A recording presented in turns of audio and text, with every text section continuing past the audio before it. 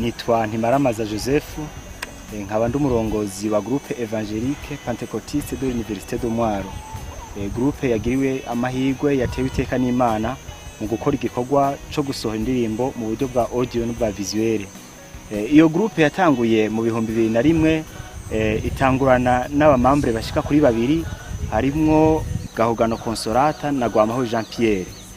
Abo bakorana bafashanyije ibikorwa vy'Imana na Pasteur Bizimana Severe. Mu nyuma ibikorwa vy'Imana byagiye bishishikara kwaguka. Uwo Pasteur Bizimana Severe arondera uwunde amwunganira muri ivyo bikorwa vya encadrement, nao ni Nzoyisaba Silvestre. Hanyuma ico gikorwa kirashishikara, bashishikara bakora igikorwa c'Imana.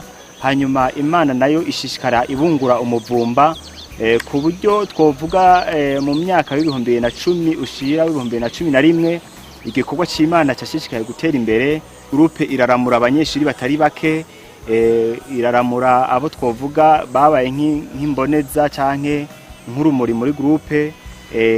Baratera imbere mu buryo bw'impwemo no mu buryo bw'umubiri. Hanyuma bamwe muri abo na pastori, abandi n'abavuga butumwa. Hanyuma igikorwa c'Imana cyashishikaye gutera imbere, kandi ubu twovuga ko turi mu migisha y'abakuru bacu, kuko ni igikorwa cyari cyasengewe. Iki gikorwa cyo gusohora indirimbo ni igikorwa cyari cyasengewe.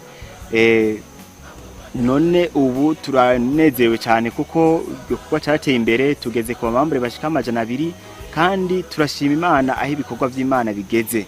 Yesu nabahezagire. Nitwa Niyorukundo Moise, kandi umwe mu basanzwe barongoye korale ya Groupe évangélique pentecôtiste universitaire y'Imwaro. Nyuma rero twagatwashishiza ko gatoyi kuntu twatunganije irukiraniza indirimbo twagiye dusohora. Nyuma rero icumviro cyo gusohora indirimbo cyatanguye muri 2012, igihe abarinzi bari mu masengesho. Imico cyumviro kimaze gusohoka, haca haba umuguje rwo gutunganya indirimbo, kuko kare twakoresha indirimbo zivuye ahandi. Bicara ngombwa rero ko hoja hubo mugwi utunganya indirimbo zacu. Rero ico cyumviro cyo gusohora indirimbo kigiye kuja mu ngiro muri uyu mwaka wa 2017, aho twasohoye indirimbo zishika ku 10 ziri mu rukurukiranwe. Twataziriye album Urugamba Rurakomeye, nkuko tubisanga mu ijambo ry'Imana ryanditse mu Banyefeso igice ca 6 ku murongo wa 12, yuko abo tunigana atari inyama n'amaraso. Mu bwo kwikano rw'indirimbo rero, imwe indirimbo ziremesha abantu, imwe indirimbo zo gusenga, indirimbo zongera intege mu bantu bananiwe muri urugendo ruja mu ijuru. Nuko twifurije mwese kuhezagirwa no kongerwa intege muri urugendo ruja mu ijuru. Mwese muzokumviza zino ndirimbo. Murakoze. Nitwa David Rankunda, icegera cyurongoye GEPU Mwaro.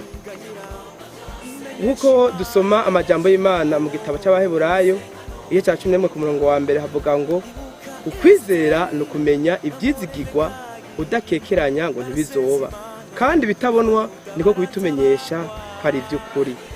Iryo jambo twisunze mu kora kino gikorwa, nta muntu twarose yoshaka kuduha uburyo ngo aze kudufasha bya cyane, ariko twarasenze Imana, turizera ko Imana izobigenza neza. None rero Imana yaduha uburyo bwo gukora icyo no kwitwa audio, indirimbo zitabona. Twarose uburyo bwo kugura imyambaro y'abaririmbyi, twararose uburyo bwo gufata ingendo, twararose uburyo bwo gukora icyo no kwita kugaragaza igikorwa cya audio twayegeje. Ibyo byose byavuye mu gusenga. Igihe uburyo bunaniranye bikanka, twadufata imyanya myiza yo kwirwa imbere y'Imana turiko turasenga. None rero ukwizera ntigutetereza, mubone igikorwa dufite kuno munsi. Imana yabanye natwe, turayishimiye, ihabwe icyubahiro. Ijuru rirabimenya, Hana aratabagwa.